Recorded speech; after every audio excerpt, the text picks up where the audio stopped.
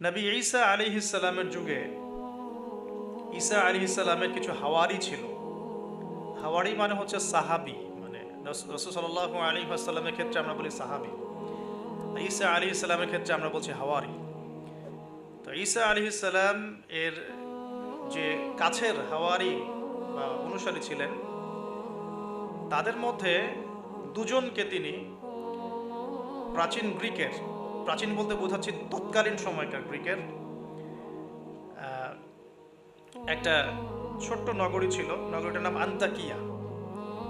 নগরীটার নাম হচ্ছে আন্তাকিয়া। এটা কিন্তু এখন সিরিয়ার মধ্যে পড়েছে। আমি কালকে ম্যাপ ঘাটাঘাটি করে দেখেছিলাম, এটা সিরিয়ার মধ্যে পড়েছে আর কি, এখনকার সিরিয়ার মধ্যে। তো এই সিরিয়ার সাথে গ্রিকদের, রোমানদের এবং খ্রিস্টানিজমের একটা সম্পর্ক আছে।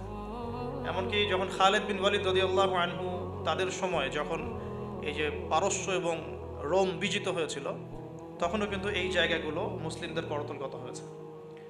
তো এই আন্তাকিয়া শহরের মানুষরা তৎকালীন সময় ছিল মুশরিক। এক কথায় কি ছিল? মুশরিক। আমরা মিলাতে পারি এটাকে আবু জেহেলের যুগের সাথে। আবু জেহেল, আবু লাহাব, উতবা, সাইবার যুগে যেমন একটা সমাজ ছিল শিরকে নিমজ্জিত, মূর্তি পূজা হতো, হ্যাঁ, মাধ্যম পূজা হতো, কবর পূজা হতো, মৃত মানুষের পূজা হতো ইত্যাদি। আবার যেমন আসহাবুল কাহাফের সময় দাকিয়ানুস বাদশার যে যুগটা ছিল, ওইটাও যেমন শিরকের মধ্যে ছিল। আবার ইব্রাহিম আলাইহিস সালামের সময় আজারের যুগটা, নমরুদের যুগটা যেমন ছিল, বা মূসা আলাইহিস সালামের সময় ফিরআউনের যুগটা যেমন ছিল, ঠিক ওই রকমই আন্তাকিয়ার যিনি রাজা ছিলেন ওই সময়কার যুগটা ছিল শিরক বা কুফরে নিমজ্জিত আর কি। তো এই ছোট্ট রাজ্যটাতে নবী ঈসা আলাইহিস সালাম তাওহীদের দাওয়াত দেওয়ার জন্য তার দুজন অনুসারীকে পাঠিয়েছিলেন। কয়জন ভাই? দুজন অনুসারীকে পাঠিয়েছিলেন। ওয়াদরিব লাহুম মাসালান আসহাবাল ক্বরিয়া। আল্লাহ পাক এটা সূরা ইয়াসিনের মধ্যে বলেছেন 13 থেকে প্রায় 32 নম্বর আয়াত পর্যন্ত পুরো লম্বা আলোচনা আছে, কিন্তু এই খুঁটিনাটি বিষয়গুলো সূরা ইয়াসিনের মধ্যে নাই। এগুলো তাফসীর আপনাকে ঘাটতে হবে। একটা তাফসীর যদি পড়েন মন কলিজা ঠান্ডা হয়ে যাবে, অন্তত একটা, সেটা হলো তাফসীরে জালালাইন। তাফসীরে জালালাইন এটা পড়লে কলিজা ঠান্ডা হয়ে যায়। অন্যগুলো পড়লে কলিজা একটু মনে হয় ক্ষুধা এখনো বাকি আছে আর কি।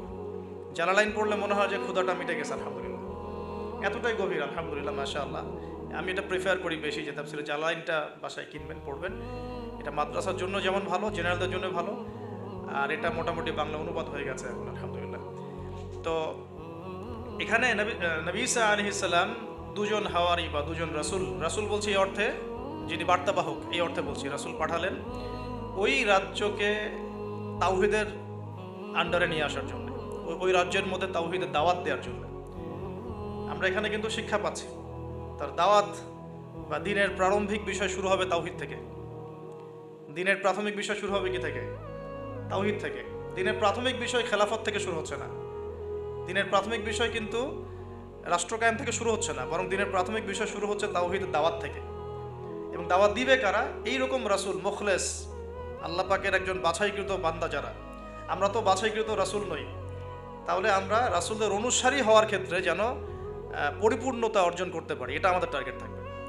মানে আমরা রাসূল হতে পারছি না, আমাদের এটা দরজা বন্ধ, কিন্তু সাহাবীদের মতো হওয়ার চেষ্টা করতে হবে। মানে আমাদের দরজাটা এখানে আর কি। তো এখন দাওয়াত দিতে গিয়ে তারা যখন শহরে ঢুকলেন, এখানে শহরের রাজার নাম কি ছিল ইত্যাদি মেনশন করা হয় নাই।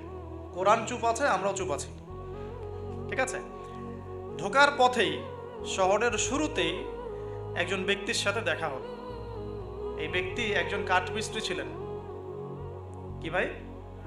কাঠমিস্ত্রি। তো কাঠমিস্ত্রিকে নজ্জার বলা হয়, আরবি দিয়ে কি বলা হয়? নজ্জার। তো তাকে জিজ্ঞাসা করলেন দুজন রাসূল, আপনার নাম কি? সে বলছে আমার নাম হাবিব বিন ইসরাইল। হাবিব বিন ইসরাইল। তিনি জিজ্ঞাসা করছেন আপনারা এখানে কেন এসেছেন? ওই দুজন রাসূল বলছেন যে আমরা এখানে তাওহীদের দাওয়াত দিতে এসেছি। কোন তাওহীদ? আপনাদের ইলাহকে, আপনাদের রবকে। তখন তিনি ওই রকম করে কথা বলছেন যে যেমনটা ইব্রাহিম আলাইহিস সালাম বলেছেন, আমার রব জীবিতকে মৃত্যু দিতে পারেন, মৃতকে জীবিত করতে পারেন।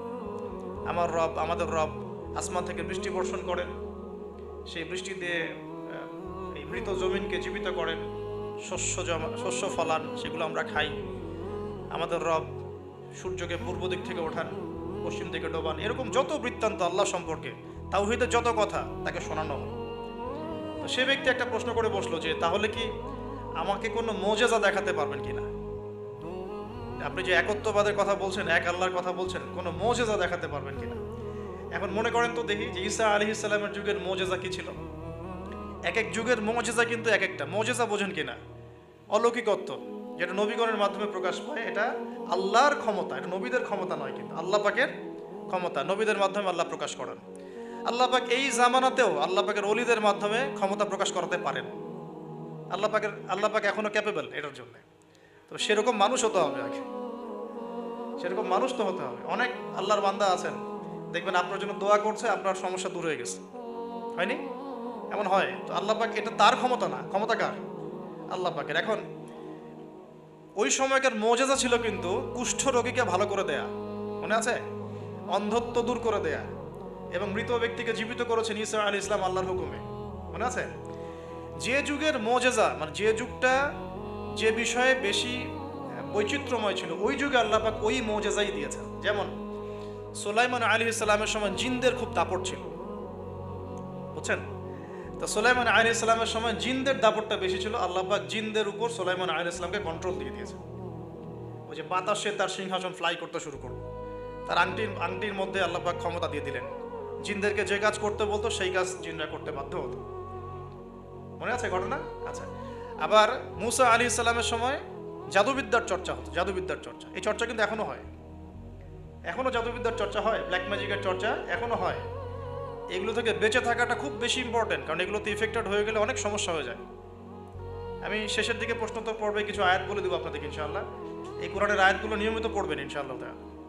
তো ওই সময় আল্লাহ পাক মুসা আলাইহিস সালামকে লাঠি দিয়ে জাদুবিদ্যার বিপরীতে মোজেজা দেখিয়েছে, মানে যখন যেটা তার বিপরীতে সেই মোজেজা, বুঝতে পারছেন? নবী সাল্লাল্লাহু আলাইহি ওয়াসাল্লামের যুগে কবি সাহিত্যের যুগ চলছে, একদম কাব্য সাহিত্য নিয়ে তারা খুব গর্ব করত। আল্লাহ পাক কোরআন নাজিল করলেন, সব সাহিত্য ধসে গেল। এটা কোরআনের মোজেজা। আবার ঈসা আলাইহিস সালামের সময় চিকিৎসা বিজ্ঞানের খুব জয় জয়কার চলছিল আর কি। চিকিৎসা শাস্ত্র নিয়ে মানুষের অনেক বেশি মানে আগ্রহ ছিল, যেটা এটা দিয়ে এটা হয়, এটা দিয়ে এটা হয়। আল্লাহ পাক তখন এমন মর্যাদা দিয়েছেন যে মৃত মানুষকে জীবিত করে দেখিয়ে দিয়েছেন। তো এই দুই ব্যক্তিকে ওই নাজ্জার হাবিব বিন ইসরাইল, সে ব্যক্তি বলছে যে আমাদেরকে কোনো মোজেজা দেখাতে পারো কিনা। এখন সে বলছে ঠিক আছে, মোজেজা দেখাতে পারবো ইনশাআল্লাহ। আমার এই সন্তান, আমার এই ছেলে দীর্ঘদিন থেকে চোখে অসুখে ভুগছে, এক চোখ নষ্ট হয়ে যাচ্ছে, তুমি শেফা দিতে পারবে কিনা আল্লাহর হুকুমে। আল্লাহ পাকের দরবারে তারা সেজদায় পড়ে গেলেন, আল্লাহর কাছে সাহায্য চাইলেন, তার চোখে হাত বুলালেন, আলহামদুলিল্লাহ চোখ ভালো হয়ে গেল। এগুলো কিন্তু কোনো গাল গল্প নয়। এবার হাবিবে নাজ্জার, তার কিন্তু বিশ্বাস হয়ে গেল, হ্যাঁ এটা তাওহীদের ফসল, এটা তাওহীদের ফসল। এবার তিনি দেনান সাক্ষ্য দিলেন যে আশহাদু আল্লা ইলাহা ইল্লাল্লাহ ওয়া আন্না মুহাম্মাদান, তখন ছিল না, তখন ছিল কি ঈসা রূহুল্লাহ ওয়া আবদুহু, এরকম একটা কালিমা ছিল তখন, ঠিক আছে? তো তিনি মুসলমান হয়ে যেটা করলেন, ওই জনপদের থেকে নির্জনতা অবলম্বন করা শুরু করলেন। তিনি মুসলমান হয়ে কিন্তু জনপদের ভিতর ঢুকে পড়েন নাই, প্রথমে একটু নির্জনতা অবলম্বন করা শুরু করলেন, কারণ সমাজের সবাই কিন্তু মুশরিক। এখন ওখানে যদি আপনি সরাসরি ঢুকে যান, ঢুকায় আপনি এখন যদি জোরে জোরে তাকবীর দেওয়া শুরু করেন, তাহলে তো রিমান্ড হবে আর কি। তো তিনি নিজেকে একটু সেফ করে একা একা ইবাদত করা শুরু করলেন। এখানে আমাদের শিক্ষা আছে কিন্তু। আমি এই হাবিবে নাজ্জারের ঘটনা, ওই তৎকালীন সময়কার ওই আন্তাকিয়া শহরের শিরক, এগুলোর সাথে আপনি বর্তমান বিশ্বকে মেলাতে পারবেন। এখনকার বিশ্বের অবস্থাও কিন্তু মোটামুটি এরকমই। অনেক আলোচনা আমি আগে করেছি বিগত লেকচারগুলোতে, যে এই ওয়ার্ল্ডের প্রতিটা ডিপার্টমেন্টেই শিরক আছে, একদম এডুকেশন থেকে শুরু করে, শিক্ষা থেকে শুরু করে পলিটিক্স পর্যন্ত সবখানেই শিরক আছে। কোনো জায়গায় শিরক বাদ নাই। ইকোনমিক্সেও শিরক আছে, সামাজিক কালচারে শিরক আছে, আমাদের চিন্তা দর্শনে শিরক আছে, আমাদের মিডিয়ার মধ্যে শিরক আছে, আমাদের বুদ্ধিজীবীদের মধ্যে শিরক আছে, আমাদের রাজনীতিবিদদের মধ্যে শিরক আছে, আমাদের ধর্ম নেতাদের মধ্যেও শিরক আছে কোনো কোনো জায়গায়, আছে না? আছে। যদি আপনি ভালো করে খিজিরের মতো দেখতে শেখেন, আপনি বুঝতে পারবেন এই ওয়ার্ল্ডটা শিরকের আন্ডারে আছে। এখন এই অবস্থায় হাবিবে নাজ্জার শহরে ঢুকে দাওয়াতি কাজ শুরু করেন নাই, একা একা তিনি নিজেকে তৈরি করেছেন, আগে তাস্কি আধ্যাত্মিক অর্থ অর্জন করার চেষ্টা করেছেন, ইবাদত বাড়িয়েছেন। এদিকে ওই দুজন রাসূল তারা শহরে প্রবেশ করলেন। বেশ কিছু সময় তারা মানুষকে দাওয়াত দেওয়ার চেষ্টা করলেন, কিন্তু মানুষ ইসলাম কবুল করছে না। ঠিক মক্কার অবস্থার মতোই। এই সূরাটা কোথায় নাজিল হয়েছে? মক্কায়। কোথায়? এই সূরা কিন্তু মদিনা নাজিল হয় নাই। তাহলে এই সূরার মধ্য দিয়ে আল্লাহ পাক রাসূল সাল্লাল্লাহু আলাইহি ওয়াসাল্লামকে শিক্ষা দিচ্ছেন, সাহাবীদেরকেও শিক্ষা দিচ্ছেন। ঠিক মাক্কি পরিবেশের মতোই তৎকালীন পরিবেশটা ছিল। আর মাক্কি পরিবেশ মানে, আমি অনেকদিন আগে বলেছি, মাক্কি পরিবেশ মানে শিরক, মাক্কি পরিবেশ মানে সুদ, রিবা, মাক্কি পরিবেশ মানে হচ্ছে মাদক, মাক্কি পরিবেশ মানে জেনা, ব্যভিচার, মেয়েদের মানহানি আর গোত্রীয় হানাহানি, এগুলো মক্কা। মক্কা মানে এগুলো যেটা এখনকার ওয়ার্ল্ডে চলছে। আপনি যদি ছোট ছোট সেন্সে চিন্তা করেন না, তাহলে আমাদের সোসাইটিটাও মাক্কি। ছোট সেন্সে চিন্তা করেন, এখানে শিরক দিয়ে ভর্তি, রিবা সুদ দিয়ে ভর্তি, মাদক দিয়ে ভর্তি, মেয়েদের যে জেনা, ব্যভিচার, পর্নোগ্রাফি, এগুলো দিয়ে ভর্তি। আর কি গোত্রীয় হানাহানি তো আছেই, এটা এখন পলিটিক্যাল হানাহানিতে রূপ নিয়েছে। কোনো কোনো জায়গায় ধর্মীয় হানাহানি হচ্ছে, মসজিদে মসজিদে ভাগাভাগি হচ্ছে। আছে, মক্কার আদর্শ কিন্তু এখনও সমাজের মধ্যে আছে। খালি দার্শনিক দৃষ্টিভঙ্গিতে দেখতে শিখুন, একটু একটু খিদিরের মতো দেখতে শিখুন। এখন দেখুন, এই দুজন রাসূল দাওয়াত দেওয়ার পর, দীর্ঘদিন দাওয়াত দেওয়ার পরে যখন মানুষ ইসলাম কবুল করছে না, তখন তারা প্রকাশ্যে মানে আল্লাহু আকবার, তাকবীর, এটা দেওয়া শুরু করেছিল। যখনই বের হতেন তার তাকবীর দিতেন, আল্লাহু আকবার, আল্লাহু আকবার, আল্লাহু আকবার, লা ইলাহা ইল্লাল্লাহ, লা ইলাহা ইল্লাল্লাহ। এভাবে প্রকাশ্য দাওয়াত দেওয়া শুরু করলেন। ঠিক আব্দুল্লাহ বিন মাসউদ রাদিয়াল্লাহু আনহুর মতো। নবী সাল্লাল্লাহু আলাইহি ওয়াসাল্লাম একদিন বললেন যে, কে আছো কুরাইশদেরকে কোরআন শোনাতে পারো? তারা তো কোরআন শুনতেই চায় না, কোরআন বললেই কানে আঙ্গুল ঢুকায় দেয়। হ্যাঁ, কোরআন বললেই তারা কাপড় দিয়ে মাথা আবৃত করে, এগুলো কোরআনে আছে কিন্তু। তখন আব্দুল্লাহ বিন মাসউদ, সুবহানাল্লাহ, রুয়াইয়াল গানাম বলা হতো তাকে। মানুষ তাচ্ছিল্য করতো, মানুষ তাকে তাচ্ছিল্য করতো। তার পা ছিল সরু, মানে চিকন সরু, পা দেখে আবু জেহেল হাসাহাসি করতো, সুবহানাল্লাহ। আর ওই পায়ের নিচেই আবু জেহেলের মৌত আল্লাহ লিখেছিলেন, সুবহানাল্লাহ। ওই পা দিয়ে তার আবু জেহেলের বুকের উপর পাড়া দিয়ে তিনি তাকে গর্দান কেটেছেন বদরের মাঠে।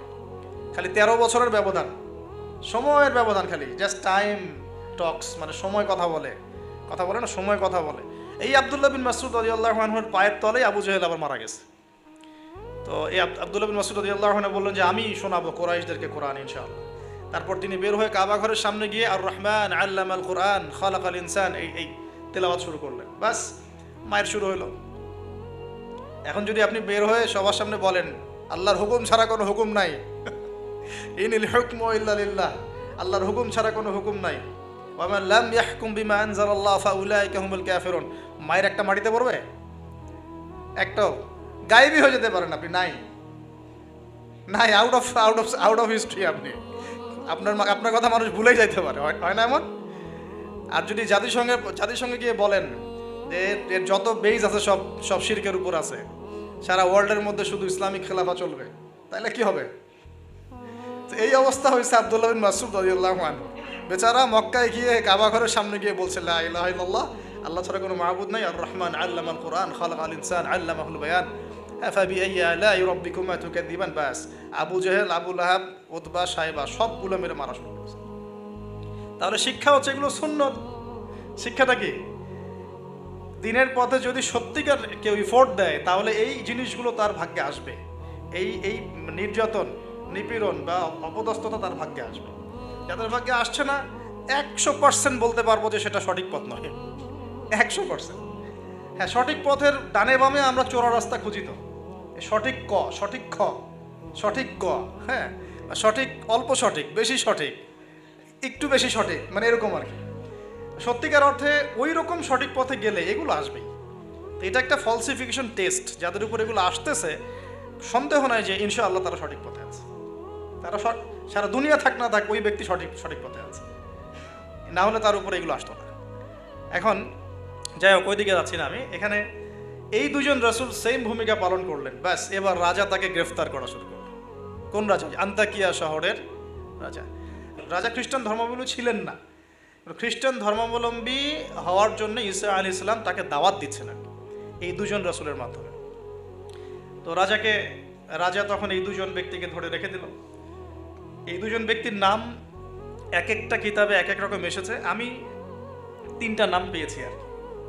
একটা হচ্ছে, প্রথম ব্যক্তির নাম ছিল ইউহান্না, হ্যাঁ। দ্বিতীয় ব্যক্তির নাম ছিল রাসূল, কিন্তু তারা মানে কার রাসূল? ঈসা আলাইহিস সালামের প্রেরিত দূত। এই দূত অর্থে বলছে রাসূল।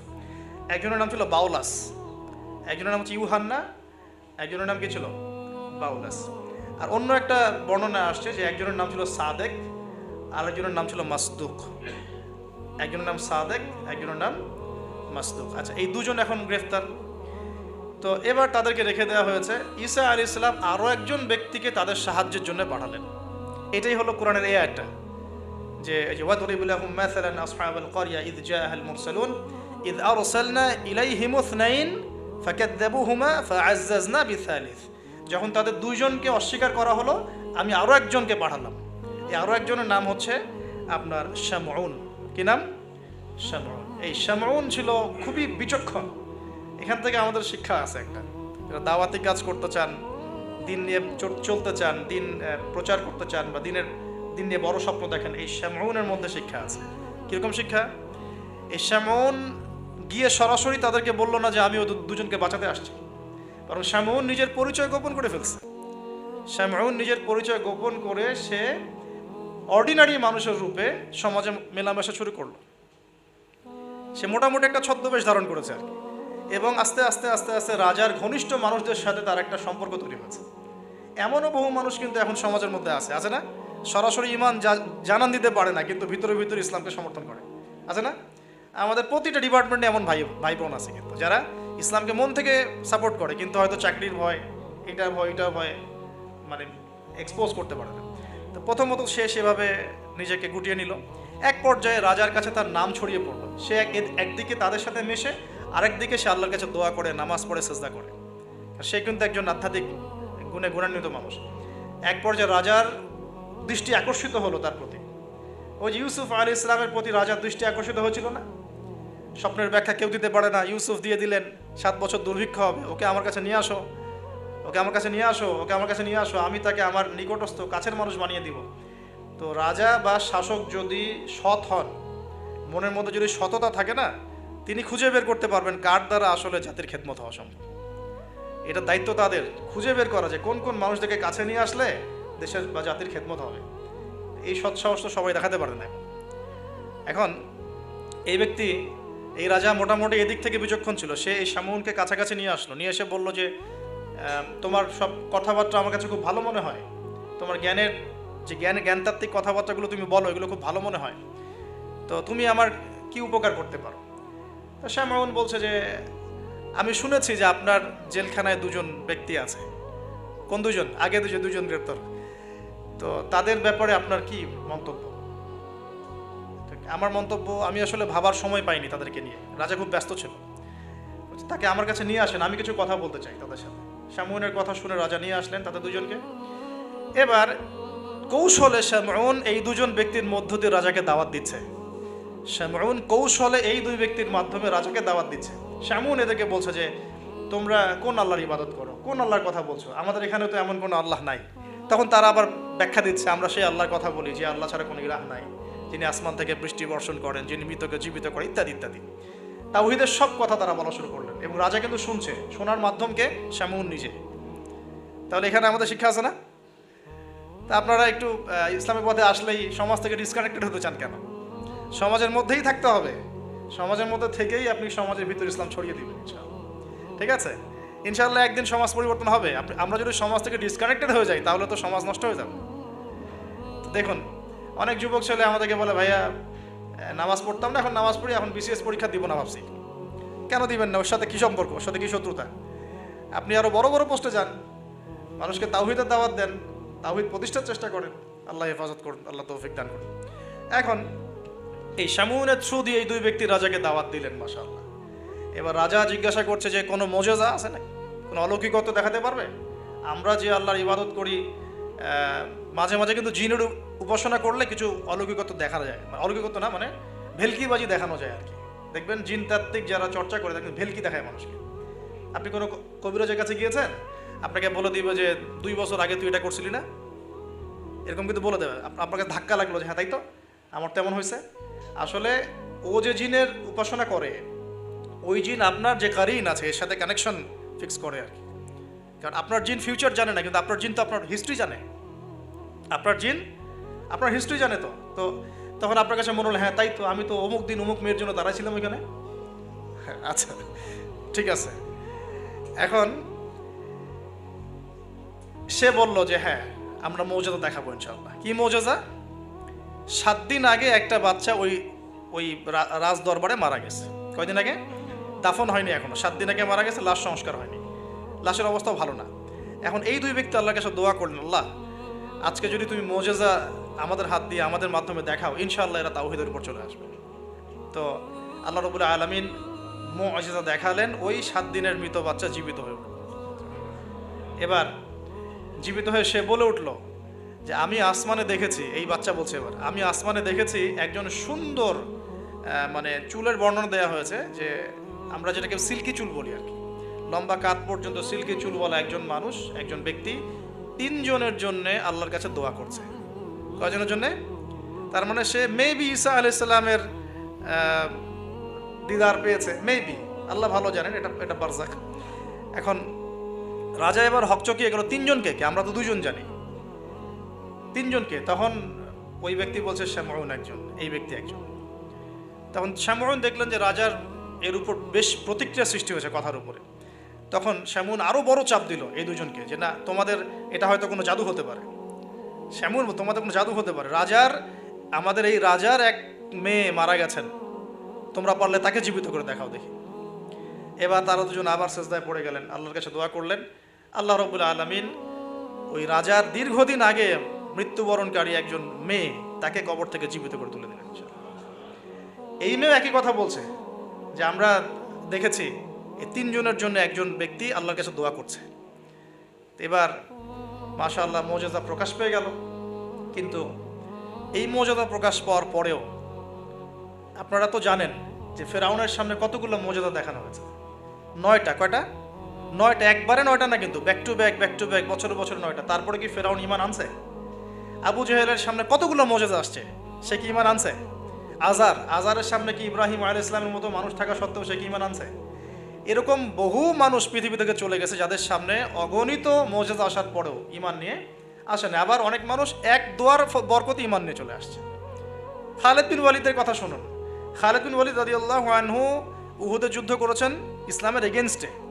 যখন নবী সাল্লাল্লাহু আলাইহি ওয়াসাল্লাম বিদায় হজের আগে যখন তিনি ওমরা করেছেন, বিদায়ের ওমরা হজটা কাজা করেছেন, ওই সময় তিনি এসে শুধু একটা চিরকুট লিখে দিয়েছিলেন যে যদি খালিদ মুসলমান হতো তাহলে তার জন্য কতই না ভালো হতো। নবীজি এটাও বলেননি খালিদ আসো ইসলাম কবুল করো, তোমার আগের সব গুনাহ মাফ হয়ে যাবে, এটা এতটুকু বলেন নাই। নবীজি বলেছেন, খালি চিরকুটে লিখে দিয়েছেন যে যদি খালিদ ইসলাম কবুল করতো তাহলে কতই না ভালো হতো। এই একটা কথাই তার মনে এমন দাগ কেটেছে, তিনি নিজে গিয়ে মদিনা ইসলাম কবুল করে আসছেন। আর তারপরে তো জানেন তার হাতে ইসলামের কতগুলো বিজয় হয়েছে, প্রায় 80 থেকে 100টা ব্যাটেল তিনি লড়ছেন ইসলামের জন্য, এবং কোনো ব্যাটেলেই তিনি কিন্তু পরাজিত হন নাই। তাকে বলা হয় সাইফুল্লাহ, আল্লাহর তরবারি। এখানে একটা কথা বলি, এই মানুষকেও শয়তান ওয়াসওয়াসা দিত। এই খালিদ বিন ওয়ালিদ রাদিয়াল্লাহু আনহুকেও এই যে বললাম না, চোখ লাগা, বদনজর, ওয়াসওয়াসা, এই সমস্যা হতো। হ্যাঁ, এবং এই অনলাইনের মাধ্যমে এটা বেশি হয়। তখন তিনি এসে নবীজিকে বলছিলেন যে আমাকে একটা দোয়া শিখায় দেন ইয়া রাসূলুল্লাহ। তিনি কিন্তু বীর বিক্রম, একজন সাহসী বীর সাহাবী। নবী সাল্লাল্লাহু আলাইহি ওয়াসাল্লাম তাকে দোয়া শিখিয়ে দিয়েছেন যে আউযু বিকালিমাতিল্লাহি তাম্মা মিন কুল্লি শাইতানি ওয়া হাম্মা ওয়া মিন কুল্লি আইনিন লাম্মা।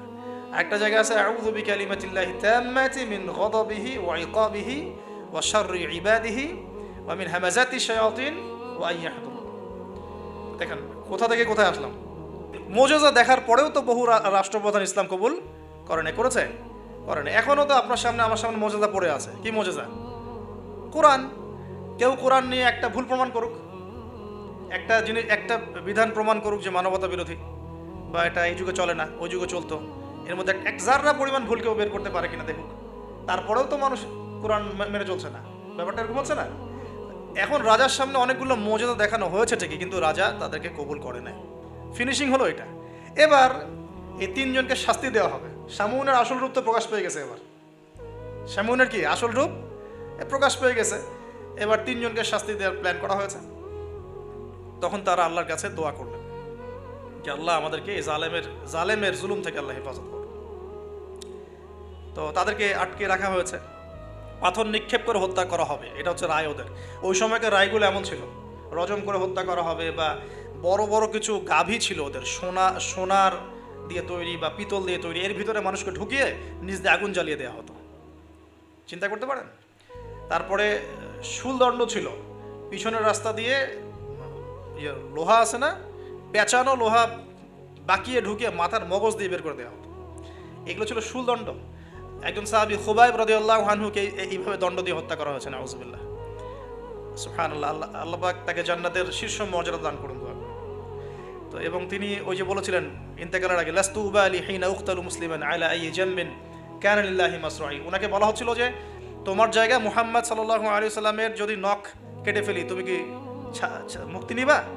তো তখন তিনি বলেছিলেন যে লাস্তু উবালি হিনা উকতালু মুসলিমান, আমি কোনো পরোয়াই করি না যখন আমাকে মুসলমান রূপে শহীদ করা হচ্ছে। আলা আইয়ি জামবিন কানা লিল্লাহি মাসরাই, আমাকে যেদিকেই পাশ ফেরানো হোক না কেন সেটা আল্লাহর জন্যই। ওয়া যালিকা লিল্লাহি ওয়া ইয়াশা, তিনি এমন একজন ইলাহ যিনি চাইলে ইউবারিকা আলা ফি কুল্লি শিলউইন মুমাজ্জা, তিনি আমার প্রত্যেকটা গোশতের টুকরায় হাড্ডিতে বরকত দিতে পারেন। তো এই সাহাবীর ইন্তেকালের খবর মদিনায় পৌঁছে যায়। এটা পড়ে নিন, এটা রাজির ঘটনা, রাজির ঘটনার মধ্যে পাবেন। সিরাত অবশ্যই পড়বেন, আর আমার জন্য দোয়া করবেন যে আমি চেষ্টা করছি আগামী বইমেলা আসার আগেই সিরাতের উপর একটা অনবদ্য কিতাব লেখার জন্য। আল্লাহ পাক তৌফিক দান করুন। সমস্ত সিরাতের বইগুলোকে একত্রিত করে এবং আমার টুকটাক কিছু গবেষণা আছে ভাঙাচুরা, সহজ সাধ্যভাবে যাতে ইয়াং জেনারেশন খুব সহজে বুঝতে পারেন সিরাটাকে, একটা মোটামুটি 500-1000 পৃষ্ঠার একটা বই আসবে ইনশাআল্লাহ। আল্লাহ পাক তৌফিক দান করেন। আমি তো অনেকে অনেক টপিকের কথা বলেছিলেন আমাকে যে এটা নিয়ে লিখেন, এটা নিয়ে লিখেন, ভাই এটা নিয়ে লিখেন, ভাই আখিরুজ্জামান নিয়ে লিখেন, ঠিক আছে? তো আমি বললাম যে না, আগে রাসূল সাল্লাল্লাহু আলাইহি ওয়াসাল্লামের বরকত দিয়ে শুরু হবে ইনশাআল্লাহ। আল্লাহ নবীর বরকত যার কপালে নসিব হবে ইনশাআল্লাহ তার ফিউচারটা ভালো হবে। তো আল্লাহ পাক আমাদেরকে সহজ করুন, তৌফিক দান করুন। এখন এখানে এই তিনজনকে আটকে রাখার পর যেটা বলছিলাম, এবার তাদেরকে পাথর নিক্ষেপ করে হত্যা করার কথা বলা হয়েছে, আর তারা এখানে আল্লাহর কাছে দোয়া করছেন। এর ফলশ্রুতিতে ওই রাজ্যের মধ্যে দেন দুর্ভিক্ষ শুরু হয়ে গেল। কি হলো ভাই? একদম দুর্ভিক্ষ। ওয়ার্ল্ড কি আসতেছে দুর্ভিক্ষের দিকে? আসতেছে আসতেছে, সবর করেন। তো এখন আমি একটা লেকচারে বলেছিলাম যে এই ইকোনমিক স্যাংশন বা ইকোনমিক ইনফ্লুয়েশন যেগুলো হয় এগুলো থেকে বাঁচার জন্য সূরা ইউসুফের মধ্যে একটা হেদায়েত আছে। ওই সূরা ইউসুফে ইউসুফ আলাইহিস সালামের 7 বছর মেয়াদি যে পরিকল্পনা, ওই পরিকল্পনা যদি কেউ বাস্তবায়ন করে কোনো রাষ্ট্রে দুর্ভিক্ষ হবে না ইনশাআল্লাহ। যদি হয়ও, আল্লাহর হুকুমে যদি হয়ও, ইনশাআল্লাহ জনগণ না খেয়ে মরবে না। ওই 7 বছরের মেগা পরিকল্পনা কি সেটা একটু সূরা ইউসুফ ঘাটে দেখেন। তার মূল জিনিসটাই হচ্ছে অপচয় নষ্ট করা, অপচয়টাকে রোধ করা। অপচয় নষ্ট করা না, মানে অপচয়কে রোধ করা, সমস্ত রকম অনিয়ম বন্ধ করা, এবং ফিউচারের জন্যে খাবার এবং সম্পদগুলো সঞ্চয় করতে থাকা। যেমন আমরা কিন্তু অনেক অপচয় করি, খাবার নষ্ট করি, গ্যাস নষ্ট করি, তেল নষ্ট করি, অনেক নষ্ট করি, কিন্তু আবার প্রয়োজনের চেয়ে বেশি ব্যবহার করি। আবার দেখা যায় যে অনেক প্রকল্প হাতে নিচ্ছি কিন্তু পুরোপুরি বাস্তবায়িত হচ্ছে না, দুর্নীতি হচ্ছে, ইত্যাদি ইত্যাদি। এগুলোকে যদি বন্ধ করা যায়, আপনি ইন ফিউচার একটা জাতির ইকোনমিক বিষয়টা সাস্টেইন করতে পারবেন ইনশাআল্লাহ। তো আমি ইকোনমিক্স নিয়ে অন্য একদিন ইনশাআল্লাহ কোনো একটা সেমিনার করবো ইনশাআল্লাহ তাআলা। আজকে বলছি এতটুকু যে ইউসুফ আলাইহিস সালামের অর্থনৈতিক যে মেগা পরিকল্পনা 7 বছর, এটা যে নিতে পারবে, যে সমাজ, যে রাষ্ট্র গেইন করবে ইনশাআল্লাহ, সাকসেস। এই জিনিসগুলো আমাদের ঊর্ধ্বতন কর্তৃপক্ষদেরকে বোঝানো উচিত, দাওয়াতটা পৌঁছানো উচিত। হয়তো বা তারা জানেন না, এমন হতে পারে যে তাদেরকে যুগের সাথে তাল মিলিয়ে কেউ বোঝাতে পারেনি এখন পর্যন্ত, এমন হতে পারে। এই জন্য আমরা সবার প্রতি আমভাবে দাওয়াতের নসিহত করব, কারোর প্রতি আমরা কোনো শত্রুতা পোষণ করতে যাব না। কারণ আমাদের সমাজের মানুষগুলো কিন্তু আমাদেরই ভাই, আমাদেরই বোন, আমরাই। তো হয়তো কেউ হেদায়েত পেয়েছে, কেউ পায় নাই, কেউ বুঝে আসছে, কেউ আসে নাই, ইত্যাদি। এখন এই মানুষগুলো দোয়া করছেন তিনজন, এইভাবে বলছি, ইউহান্না, বাউলাস এবং শামউন, হ্যাঁ, অথবা অন্য বর্ণনা আসছে সাদেক, মাসদুক এবং শামউন। তারা দোয়া করছেন, এদিকে দুর্ভিক্ষ চলছে। এখন জনগণ তাকে বলা শুরু করলো যে ইন্না তাতায়্যারনা বিকুম, তোমাদেরকে আমরা এখন অশুভ মনে করা শুরু করেছি, তোমাদেরকে আমরা অশুভ, অলক্ষণ মনে করছি। সূরা ইয়াসিন পড়ে দেখেন, আমরা তোমাদেরকে বলি না, কুলক্ষণ, অলক্ষণে, এরকম কথা বলি না, তোমাদেরকে আমরা এখন অলক্ষণে মনে করছি।